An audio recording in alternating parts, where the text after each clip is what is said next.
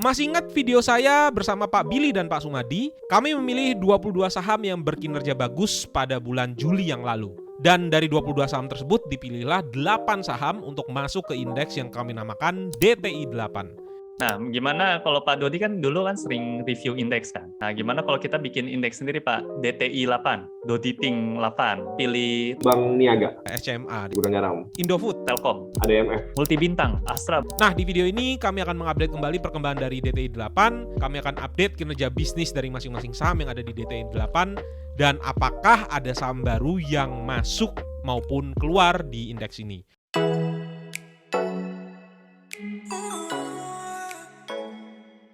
Video ini disyuting pada tanggal 11 November 2022 sehingga akan ada perbedaan harga yang tertera di video dengan harga saat ini.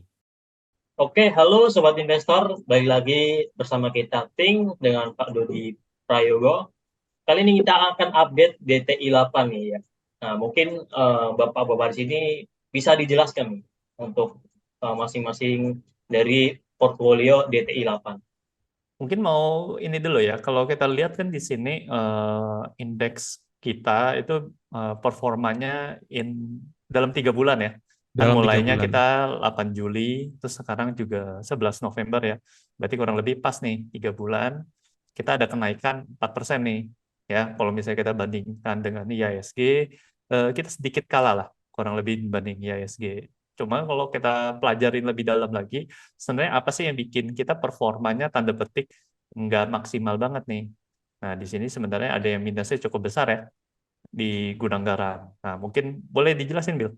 Jadi waktu syuting DTI bulan Juli, DTI ini kan sebenarnya kita memilih perusahaan-perusahaan yang menurut kita relatif harganya lumayan murah dari pool yang menurut kita punya perusahaan-perusahaan di Indonesia yang punya moat itu kuat sekali.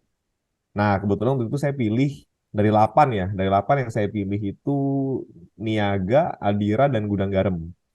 Nah, ini yang jadi saham pilihan saya nih yang bikin indeksnya keseret turun nih returnnya. Mungkin harusnya bisa 8% ya. Kalau misalnya kalau misalnya Gudang Garam gitu. Cuman stabil. Ada satu di Gudang Garam yang posisi sekarang floating loss sekitar 30%, ya, belum include dividen ya. Gitu, karena Gudang Garam itu sempat bagi dividen 2.250 per lembar. Itu ini ada detailnya di layar. Gitu. Nah, Gudang Garam ini kan memang dari awal waktu kita memilih itu kita aware ya kalau posisinya lagi tertekan. Gitu, lagi tertekan karena cukai itu kan naik banyak sekali dari semenjak COVID dan daya beli masyarakat belum sepenuhnya pulih, jadi Gudang Garam pun belum bisa pass on kenaikan cukai itu sepenuhnya. Gitu. Jadi kondisinya itu marginnya lagi kegencet dan ketika kita beli Gudang Garam, di sini bettingnya adalah kapan dia akan recover. Nah, dan ternyata sampai saat ini kondisi bisnisnya belum recover, gitu ya. Meskipun dari awal tahun kalau kita lihat itu mereka udah naikin harga rokoknya on average sekitar 13-14% kalau saya nggak salah ingat. Nah, itu yang harus kita pantau. Apakah mereka bisa maintain volume penjualannya gitu. Apakah dengan kenaikan harga itu volume penjualan akan turun atau mereka bisa maintain? Bagaimana dengan market share-nya dibandingkan kompetitor, termasuk kompetitor yang golongan 2 ya, yang cukainya murah seperti Wismilak misalnya. Itu yang kita harus pantau gitu. Tapi sampai sekarang ini saya nggak ngelihat Gudang Garam ini akan bangkrut gitu. Saya lihat ya akan tetap menjadi Gudang Garam. Menurut saya ini perusahaan kuat. Tinggal tunggu kapan Gudang Garam ini akan recover gitu ya. Di situ yang mungkin itu aba-aba ancang-ancang untuk nanti ketika udah mulai recover baru kita akan average down gitu. Atau misalnya belum recover tapi harganya turun nih misalnya nih sampai 17.000 gitu misalnya, ya mungkin itu akan menjadi pertimbangan lagi sambil kita lihat saham-saham di DTI 8 yang lainnya gitu. Selain Gudang Garam waktu itu saya pilih Niaga dan Adira. Kalau alasannya apa teman-teman nanti revisit aja ya video yang sebelumnya gitu biar nggak ngulang gitu. Tapi so far Gudang Garam inilah yang lumayan narik turun kinerja dari indeks DTI 8. Menurut saya kalau misalnya Pak Dodi sama Pak Sum, kita kan di Ting pasti sering ya bicara true earnings. Mungkin dengan semua kondisi ini mungkin true earnings-nya gudang garam nggak setinggi apa yang kita bayangin di 2019-2020 awal itu. Itu yang kita mesti lihat kalau cukainya naik tiap tahun belasan persen. Ya. Dan ini 2023, 2024 kan masing-masing sekitar 10% lagi. Saya rasa true earnings-nya gudang garam akan turun gitu. Tapi dengan harga 20.000 tetap murah sih menurut saya. Ya. Ya. Karena Cuman sekarang buat aja teman-teman nonton 0,7 BV. 0,7 buku ya. Saya waktu dulu invest saya nggak pernah kebayang sih gudang garam bisa dapat di bawah buku 0,7 gitu ya.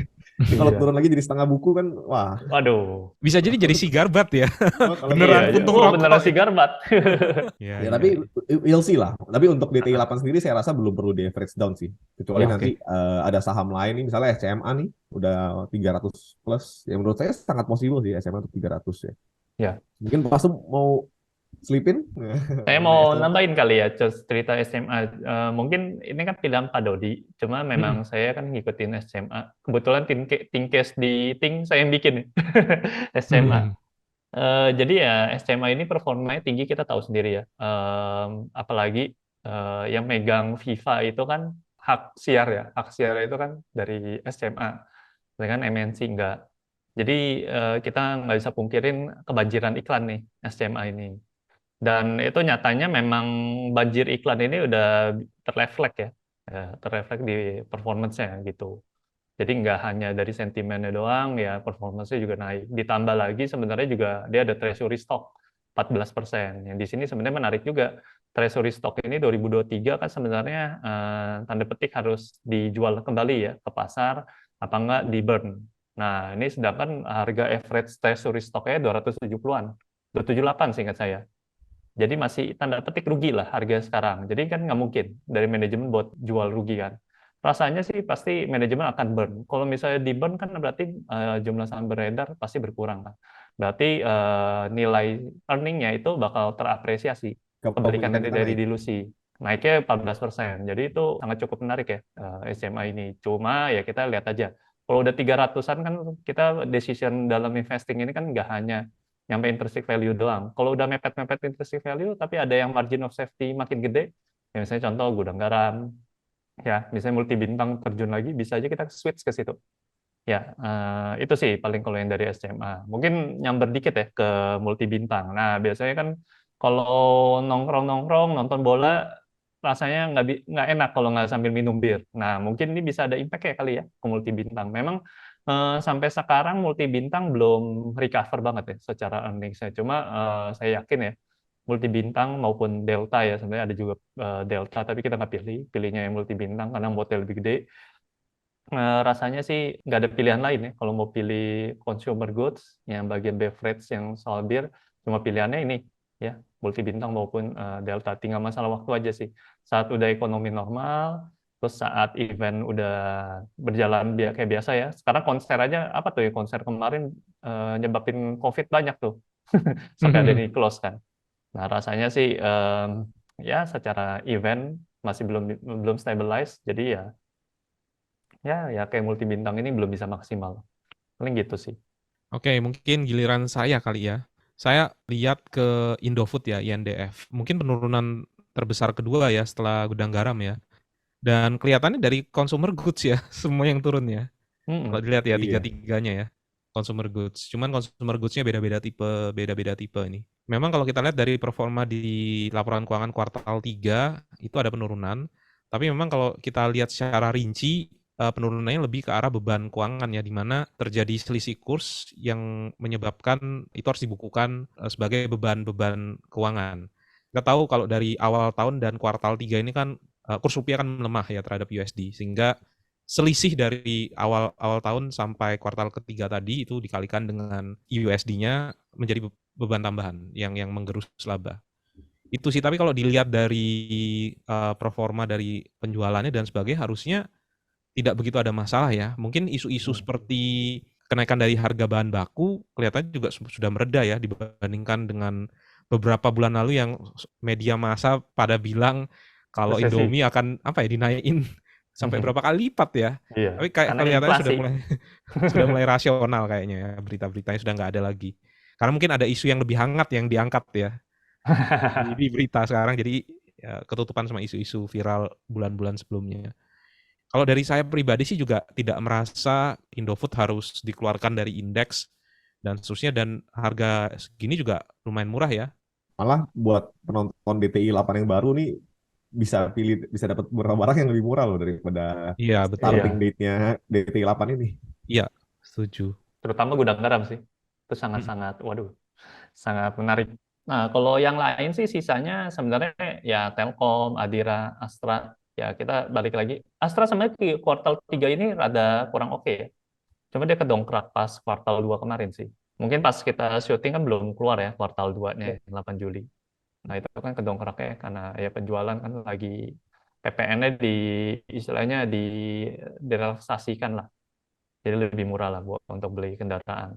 Jadi itu ngefek ke dalam. Sama United Traktornya juga cukup oke gitu. Dan itu nyambarnya juga ke Adira. Makanya Adira selalu geser ya. Namanya leasing itu selalu geser. Jadi leasing itu kan revenue-nya itu dari penjualan motor maupun mobil gitu ya. Jadi kalau penjualan itunya oke, ya turunannya juga ikut Ya. gitu. Yes, ya kalau kita lihat di sini Adira, Astra cukup oke, terus ya Telkom, ya so far so good sih yang lain. Terutama Bank Niaga sih. Juga bagus. Saya rasa Ya, pun kayak indeksnya ini mau sampai 5 tahun, 6 tahun bisa aja nggak berubah. betul. Selama misalnya contoh amit-amit ya, gudang garam tahun 2025, 2026 dinaikin lagi cukai 20%. Naikin lagi 20%, mungkin bisa beda cerita ya. Kita ya. harus mengakui berarti ada istilahnya tanda petik ada value destruction di situ. Misalnya multi bintang juga ya tiba-tiba di ban semuanya nggak boleh ada alkohol sama lagi. Nah itu kan ada perubahan struktural dan bisnis. Nah itu mau mau kita harus cut gitu. Cuma selama kalau misalnya ongoing kayak gini stabil-stabil aja, rasanya nggak sooner or later ya pasti akan kembali sih. Sebenarnya untuk gudang garam ini ya dengan kondisi sekarang yang inflasi lumayan tinggi, Hmm. justru kenaikan cukai 10% itu sebenarnya harusnya bisa dipas on sih. Lebih baik Hmm. kondisi daripada tahun-tahun kemarin nih.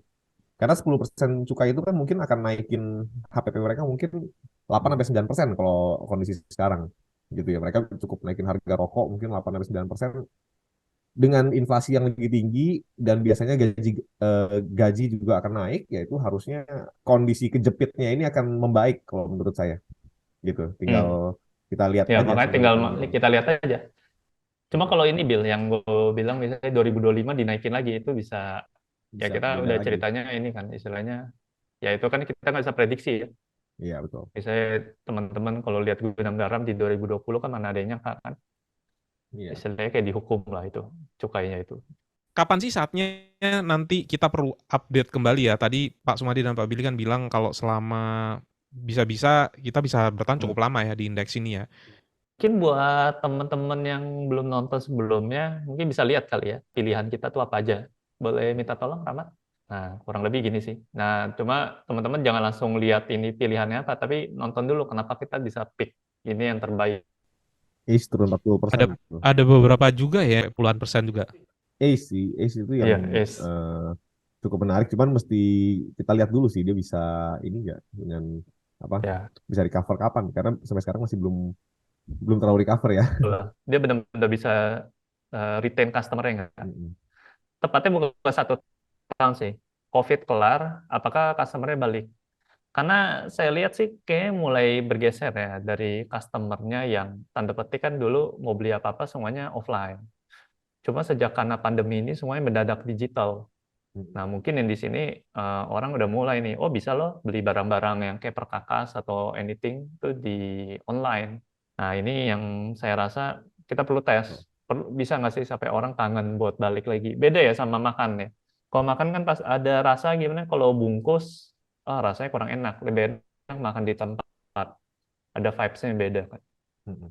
Nah, itu rasanya kalau makanan memang pada balik ya. Kalau kita lihat F&B ya. Semuanya pada makan di tempat lagi. Walaupun COVID juga masih ada, tetap aja ajarnya makan tempat. Tapi kalau untuk belanja rasanya sedikit berubah ya. Nggak, ya maksudnya dari saya berkaca dari pengalaman saya pribadi, teman-teman, ya keluarga juga. Pokoknya ini namanya Tang L gitu misalnya ya. Oh udah tahu keyword-keywordnya udah ngerti. Kalau dulu kan istilahnya S itu kan istilahnya opportunity-nya itu dari istilahnya searching cost ya kan. Kita sebenarnya nggak tahu nih nama barangnya apa. Dan jangan lupa ya, Ace itu juga ada Mr. DIY DIY gitu, ya, produk benar. terbaru yang grow-nya luar biasa dan perlu diperhatiin gitu. Ini yang sulit dari bisnis retail sih, misalnya seperti Ace, lalu Iya, tadi benar. Pas juga sebut Ramayana ya, meskipun nggak ada di sini, tapi retail itu bahkan eksekutor di lapangannya aja kadang-kadang sulit untuk baca Benar, tren. benar. Apalagi kita nih yang penonton dari jauh gitu. Jadi memang analisanya kalau untuk ya bisa jadi karena kita bukan yang expert banget ya Kosum ya di bidang itu ya. Hmm, Gitu. Beda sama kita kalau ngelihat misalnya komoditi batu bara, oil itu kan lebih supply demand-nya lebih kelihatan lah. Kalau ini seperti Ace lalu modern trade lah ya ya. retail meskipun Ace turun 40% tapi kita sih rasanya pengen nonton dulu. Apakah moodnya mereka masih sekuat yang kita expect di Hmm, awal atau enggak gitu. Nah, ini juga mungkin sedikit pemahaman ya untuk teman-teman ya. Apa yang kita tulis di awal ini juga tetap kita harus review. Karena namanya bisnis itu dinamis. Kondisi bisa berubah dan hmm. kita harus review terus memang. Gitu. Cuman memang nggak perlu setiap saat banget gitu. Tapi ya sesekali kita perlu Yes. review. Anyway, Pak, itu Pakuwon minus 10% tuh ya. Wah, Iya, gimana tuh betul. Pak Dodi? Kalau saya lihat secara laporan ya, kalau di laporan kuartal ketiga pun dibandingkan kuartal 2 juga mengalami pemulihan. Naik ya. Kalau saya lihat sendiri orang-orang ya sudah kayak biasa ya. Sekarang pergi ke mall sudah kayak Iya. biasa, tenan-tenan juga sudah beroperasi seperti biasa, sudah tidak ada pembatasan lagi sehingga harusnya pemasukan dari space rentalnya ini sih sudah recover sih. Cuma Recurring mungkin untuk income-nya udah recover berarti ya. betul yang recurring income sudah recover. Cuman mungkin untuk penjualan properti yang real estate gitu ya, itu yang harus Hmm. diperhatikan. Karena kan daya beli masyarakat juga masih tertekan, suku bunganya Ya. juga naik, sehingga kalau cicilan KPR, kalau dulu kan BI rate sempat 3,5%, sekarang sudah 4,75, ya bisa Benar. naik juga gitu ya. Nah ini yang jadi tantangan juga buat perusahaan-perusahaan properti yang lainnya. Tapi untungnya kalau Pakuan masih kebantu dengan recurring income dari mall-nya. Kalau gitu kayak Pakuwon harus diperhatiin ya Pak ya, kayak marketing sales-nya balik apa enggak ya? Betul, Marketing sales marketing anyway yang sales-nya. jualan ya. Kalau Iya, iya, recurring iya. yang sewa. Tapi di Surabaya Tunjungan Plaza gitu segala rame ya, udah Pak. Wah rame, rame. Waduh. Harusnya sama di Jakarta ya, mall-mall juga rame kan? Iya benar, di lokasi rame ya, yang Heeh. ini Pakuwon. Terus juga saya sempat kapan ya, bulan lalu lah ke Kokas. Nggak ada tenannya kosong sih, Penuh ya. keisi semua. Ya Ini hebat sih, ya Mm. maksudnya daya belinya gila sih. Nanti tenan dua mall akan beroperasi kayaknya tahun depan ya. Ya tahun depan ya di Solo sama Jogja kan lagi direnov sekarang Oh, yang oke. Hartono. Dan 2024 atau 2025 yang Bekasi juga bakal launching. Hmm. Itu nanti bisa dicek penambahan dari space rentalnya per meter perseginya berapa. Itu kan nanti akan nambah, saya lupa persisnya, mungkin nambah 12-15%. Berarti nanti untuk recurring income-nya juga bakal nambah kurang lebih segitu dengan asumsi rate sama. sama ya, okupansinya sama-sama 95% ke atas itu, ya ada potensi untuk nambah, plus harusnya mereka bisa pass on deh ke vendor ya, kenaikan inflasi dan sebagainya. Selama itu tadi, isu resesi jangan sampai viral lagi, masyarakat nggak beli-beli, nanti sepi. Beneran resesi beneran, Ini. Pak. Kalau Kosum lu punya tenan di Kokas, rate-nya ada naik atau turun dibanding Oh, rate-nya naik, Bill. naik udah Di naik. 2022 tuh naik, 2023 pun naik. Waktu Dan Kokas ini Bill yang karena mungkin gua lebih ini ya ada bidang F&B ya. F&B itu sebenarnya secara ini semuanya udah recover. Mungkin yang tanda petik kasihan tuh yang awal-awal misalnya yang nggak punya brand, nama baik brandnya lah. Misalnya contoh, saya nggak enak ya contoh. Intinya ya misalnya bukan kayak brand-brand MAP lah intinya. Nah itu rada goyang. Dan yang di department store mungkin rada masih belum ini ya.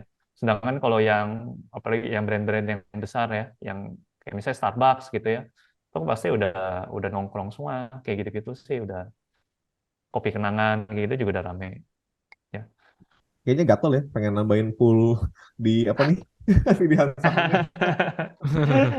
Iya deh. Bisa juga loh kita nambahin ya, maksudnya update yang pool saham yang Oh iya, besarnya. boleh Boleh sih. juga sih, boleh juga Iya, sih. boleh deh. Mungkin next Next update update deh. next update tambahin ini, atau kalau seandainya ada yang di switching terus bahas case spesifik. Hmm. Boleh. Mantap dah ini. Oke, saya juga mau nambahkan Oke. sedikit kenapa kok indeks IHSG-nya performnya lumayan bagus. Kalau saya lihat ya karena dua saham ini ya, BCA sama Mandiri ya, yang naiknya 16% dan 24%. BCA kalau nggak salah bobotnya di IHSG mungkin 11% kayaknya, 10, 11, 12%. Iya. Mandiri juga top 5-nya di IHSG. Jadi kekereknya juga dari sini gitu ya. Meskipun Banking.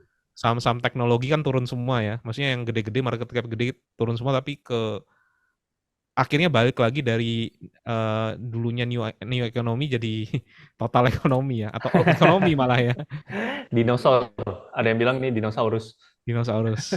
Ya. Itu Untung kita Bank Mandiri kan masih makanya 24% tuh di iya. kita nih, di pool kita ya. Ya, kita untung masih ada ke-expose di bank juga ya di Niaga ya. Kita masih Niaga dapat. Mayora naik baik banget ya. Baru lihat Iya. saya tuh. Kenapa Iya. tuh? Malah nggak notice. 40%. Kelewat nih, jujur nih, Mayora. Kita terlewat. Oke. Pak Mayora ini kali kedampak harga susu turun nih. Orang jadi udah ini dulu. Berarti sesi Oke, selanjutnya mungkin kita bacain ya. komentar-komentar dari para penonton-penonton di channel Dodi Bicara Investasi, pertanyaan-pertanyaan dari sobat investor sekalian yang masuk di keempat video kita sebelumnya. Saya akan mulai dari info lalu lintas, namanya username-nya lucu. Pak Dodi, kira-kira kalau pegang saham BDMN, Bank Danamon buat jangka panjang, kira-kira bagus nggak ya? Sarannya dong pemula nih. Ini 3 bulan yang lalu ya, sebelum Bank Danamon naik ya. Konteksnya supaya dapat Hancur nih. ya. Jadi bukan kita ngomongin di harga yang sudah naik. Bank Danamon ini juga salah satu ini ya, bersama-sama dengan NISP kan juga salah satu yang mau kita masukkan ke Ya. indeksnya kita. Tapi pada akhirnya kita pilihnya yang BNGA ya. Kalau nabung untuk jangka panjang bagus atau enggak, itu balik lagi tergantung harga belinya berapa. Yang pertama, kita kan ngeliat bisnisnya dulu. Kalau secara bisnis ya bagus. Dan namun, terutama semenjak ini ya, ganti manajemen ke MUFG, ya. Sebelumnya sama Temasek memang bankingnya kurang perform. Jadi mereka cuma ngandelin Adira. Gitu deh. Sekarang ini semenjak sama MUFG, rasanya sih kinerja bisa membaik dari sisi banking. Gitu. Kalau dari sisi Adira ya akan terbaik gitu ya. Jadi cuma karena banking yang membaik ya kinerja harusnya bisa membaik gitu. Cuman bank itu kan bisnis yang bukan operating companies biasa yang mudah untuk diperbaiki gitu. Butuh waktu untuk perbaikinnya. Ini kan bisnis duit ya, di mana banyak banget faktor relasi sebenarnya gitu loh. Kita mau ambil kredit dari bank A atau bank B itu sangat kuat sekali hubungan antara yang mau minjam sama RM-nya misalnya gitu. Begitupun dari sisi deposit gitu. Jadi butuh waktu untuk perbaikin bank secara struktural. Tapi apakah bagus atau enggak? Kalau belinya waktu 3 bulan lalu, saya rasa bagus karena kan masih mungkin 2000 berapa harganya? Saya nggak di bawah 2,5 Ribuan mungkin ya gitu. misalnya. Dan harganya masih ada spread ya. Margin of safety mungkin bisa jadi menarik. Oke, terima kasih Pak Billy, Pak Sumadi. Ini pertanyaan nih, kayaknya Pak Sumadi cocok nih jawab ini. Apa Saya nih? pemula, ini baru aja pertanyaannya ya, 5 jam Nah, yang lalu. Saya pemula, kok saham ITMG nggak masuk? Kan selalu bagi-bagi dividen tiap tahun, rutin 2 oh, oke. kali. Kalau bagi-bagi dividen, perusahaan Nah, kinerjanya untung. Kenapa oke, kok kita oke. tidak masukkan? Ya, ini juga khususnya saham-saham komoditi ya, kita memang nggak masukkan. Ya, oke. Nah, alasannya, boleh Pak Sumadi diceritakan? Kali ini aja yang cyclical ini rasa stabil gitu ya. 2020, 2021 lah, let's say. 2022 ini harga indeksnya nggak turun, Naik malah. malah makin nanjak ya. Nah, ini kan ada case-case khusus ya, event-event, istilahnya series of event yang sebenarnya nggak bisa kita prediksi. Dari China flood ya, banjir, terus habis itu Aussie di ban call-nya ya, terus habis itu ada La Nina ya. La Nina itu kan curah hujan tinggi, jadi production-nya jadi sulit buat dinambah. Adanya production pada turun ya. Kalau teman-teman perhatiin 2022 banyak tuh produksi nggak bisa nambah banyak, malahan banyak yang longsor. Nah, itu ngaruh juga. Terus habis itu yang terakhir ya, Ukraine War ya, itu juga naik. Nah, siapa yang bisa prediksi yang kayak gitu kan. Jadi makanya harga call-nya tinggi banget nih. Nah, kenapa kita nggak masukin? Karena kan tadi semangatnya kita istilahnya less aktif lah buat kita manage. Sedangkan kalau kayak komoditi ini kita harus pantau terus. Personally, saya, Billy, ya, kita punya saham yang cyclical ya. Dan itu kita harus pantau terus ya. Pantau terus saya itu bukan masih lihat secara grafik ya, tapi lihat benar-benar kondisi di lapangan. Bahkan ya kita cari data dari istilahnya trader batu baranya, harga pasaran sekarang berapa sih? Terus habis itu kita lihat dari data ekspornya. Terus paling terakhir ya, zero COVID policy itu ngaruh banget. Jadi China close, jadi demand dari coal semuanya drop signifikan. Jadi kelihatan banget itu drop signifikan ya kalau teman-teman yang ngikutin. Nah itu ngaruh nggak ke ininya? Rupanya pas dibongkar-bongkar, rupanya tetap Indonesian coal tetap diambil. Nah Indonesian coal itu kan ICI ya, pakai ICI. Nah, itu sebenarnya yang diperhatikan itu. Jadi bukannya maksudnya pantau tiap hari lihat ya harga, Harga itu mah sahamnya. nggak ada gunanya. Tapi benar-benar kayak kita bayangin sebagai pemegang bisnisnya situ. Kalau memang rasanya, tiba-tiba rupanya angin yang kita dapatkan ini udah nggak ada, ya mungkin kita udah harus jual. Sedangkan kalau kita misalnya masukin indeks di sekarang, kan kita nggak tahu nih. Misalnya tiba-tiba bulan depan Rusia sama Ukraine salaman gitu ya, baikan, ya mungkin udah pasti berubah. Ya, balik lagi energi mix-nya udah mulai stabil lagi. Nah ini yang saya rasa rada riskan kalau dijadiin indeks gitu. Istilahnya lebih harus dipantau lah. Cek ICI itu weekly itu, tiap minggu kita cek kan. Iya, Maksudnya harganya cek masih on weekly track ya. ya sesuai tesis kita. Gitu. Dan kalau misalnya ada perubahan yang cukup signifikan ya kita harus review lagi. Ini masih worth it nggak kita pegang gitu loh. Benar. Apakah lebih baik pindah kemana gitu kan. Ya itu yang kita buat, kita rasa untuk masukin ke indeks DTI 8 ya untuk teman-teman yang khususnya yang pemula ya, yang masih lagi belajar rasanya jangan dulu. Oke. Ya. Ini saya lanjutkan ke pertanyaan berikutnya dari Bagas Sami 3 bulan yang lalu. Investasi dari ke-8 itu kapan dijual atau di hold berapa tahun? Pak Billy, mungkin mau menjawab? Boleh. Jadi dari DTI 8 kapan dijual ya? Jawabannya adalah dari pool kita itu ada nggak yang lain yang lebih menarik gitu. Misalnya yang di yang holdingnya kita udah naik banyak, lalu ada saham misalnya katakanlah S Hardware tadi, ya katakanlah tesis yang apa ternyata mode-nya itu masih ada nih, ya ternyata kita salah nih ketika kita bilang online ini akan mendisrupt, ternyata enggak dan harga sahamnya makin turun dan yang holding kita ada yang naik, ya itu kita akan pindah. Gitu. Jadi sebenarnya jawabannya adalah nomor satu circle of competence ya yang kita tahu apa, which is kalau di konteks DTI 8 ya berarti pool sahamnya itu yang sekarang ada 23 ya, mungkin kita akan nambahin lagi nanti ke 30 mungkin ya biar enak biar bulat. Plus dari situ yang mana nih yang punya yang diskonnya paling gede lah bahasanya, artinya paling murah. Nah, itu yang basis kita untuk alokasi dan switching itu dari situ. Gitu, Pak Dodi. Nah, Jadi nggak ada time frame-nya, hold kayak harus setahun, 2 tahun, nggak ada. Kalau misalnya dalam 3 bulan, 4 bulan udah sampai intrinsic value-nya, ya udah, kita udah saatnya tanda petik jual. Malahan kita jangan ngarep lagi harganya naik. Itu sama aja tanda petik ya kita spekulasi juga gitu. Nggak ada bedanya gitu kalau kita masih ngarep, oh rasanya kayak masih naik lagi, nggak bisa. Kalau udah nyampe fair value-nya ya udah nggak apa-apa, jual aja. Bahkan belum sampai fair value-nya yang kita bilang, ya kalau ada opportunity lain ya nggak masalah, kita pindahin dulu gitu. Karena ya kita nggak itu compound interest ya. Ini kuncinya di situ juga. Jadi saat kita istilahnya udah anggapnya untung 10% ya. Terus habis itu kita pindahin lagi untung 10% lagi gitu ya. Berarti kan langsung 21%. Jadi ada selisih 1% untung lagi. Karena itu compound interest. Gitu ya. Misalnya contoh, kita untung 50%. Habis itu kita putar lagi gitu ya, pindahin lagi untung 50%.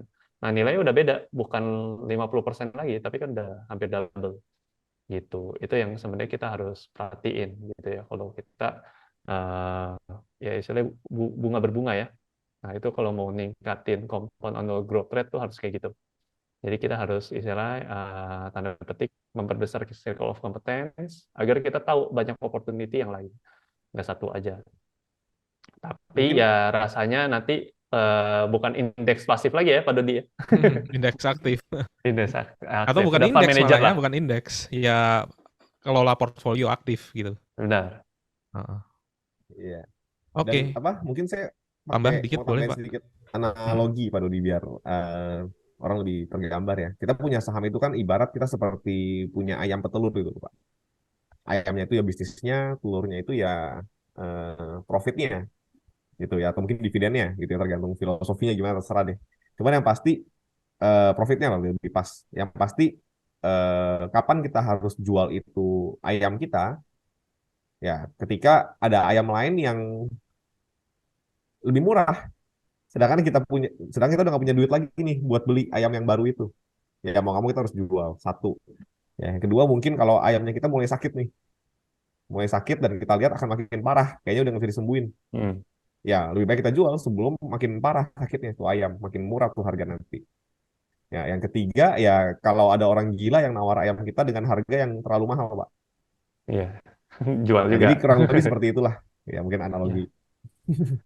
Oke, keren analoginya. Oke, pertanyaan selanjutnya dari Baim Ahmad. Menurut pendapat Bapak, gimana dengan Goto? Bisakah dipegang untuk jangka panjang? Nih pertanyaan 3 bulan lalu, mungkin saat Goto masih 300-an ya. Rapat nih Jawaban, kalau sensitif. Gimana, Mat? jawaban paling simpel Boleh? ini nonton ini yang di Ting sempat ada tuh di YouTube kita yang ngobrol Gibah, santai tanpa iya. skrip. Ya, gue tuh nonton di situ. Kita Kalau jawaban coba dengar singkatnya mungkin dari ini, Rahmat. ya. Gimana Rahmat? Kalau menurut saya sih karena Goto ini belum kelihatan ya hasil hasil dari bisnisnya, ke depan pun kita nggak tahu seperti apa bisnisnya ini akan berjalan. Jadi menurut saya sih nggak bisa buat di jangka panjang. Karena kan kita tujuan invest untuk jangka panjang ini kan buat Nah, apa namanya, membeli bisnis yang menghasilkan keuntungan gitu. Kalau kita membeli bisnis yang tidak menghasilkan keuntungan ya rugian jadinya gitu. Begitu ya, sih dari saya. ya. Kalau saya tambahin sedikit, memang kalau startup tech yang belum ada profit, mainnya memang valuation game ya. Dibeli VC, di seri berikutnya naik, exitnya IPO. Ya. Padahal kalau kita lihat startup yang tech yang mungkin serinya sudah seri keberapa gitu, ada juga loh yang collapse pada akhirnya ya. Banyak. Ya. Jadi hati-hati untuk bermain di startup tech yang masih merugi, yang masih panjang jalannya untuk ke profit. Bisa jadi ketika ada satu dan lain hal, misalnya BBM dinaikkan atau apa yang dinaikkan atau dana VC seret gitu ya, atau nggak bisa right issue karena kondisi market jelek, pada akhirnya bisa berujung habis gitu ya. Ya. Bahkan beberapa ini kayak exchanger kripto yang valuasinya gede pun juga nol ya sekarang ya, jadi nol. Iya. Gara-gara Antara itu. FTX ya terakhir. FTX, ya. Saya rasa daripada valuation game saya lebih suka mungkin sebutannya selling game kali, Pak. Selling game, jual menjual. Karena valuasi yang dipakai itu kan sebenarnya bukan valuasi dari value creation. Beda sama cara kita ngelihat valuasi, itu lebih ke valuasi dari deal terakhir di harga berapa. Yang mana itu biasanya hasil jualan ya. Mungkin ini agak sensitif, nanti coba diatur card-nya. Kalau saya Gitu sih. mau ditanya itu, saya jawabnya, kan kita sebagai investor beli sama Goto kan, berarti kita kan percaya sama manajemen nih. Nah, masalahnya di prospektus manajemen ngomong dia sendiri pun belum tahu cara bikin profit buat di Goto.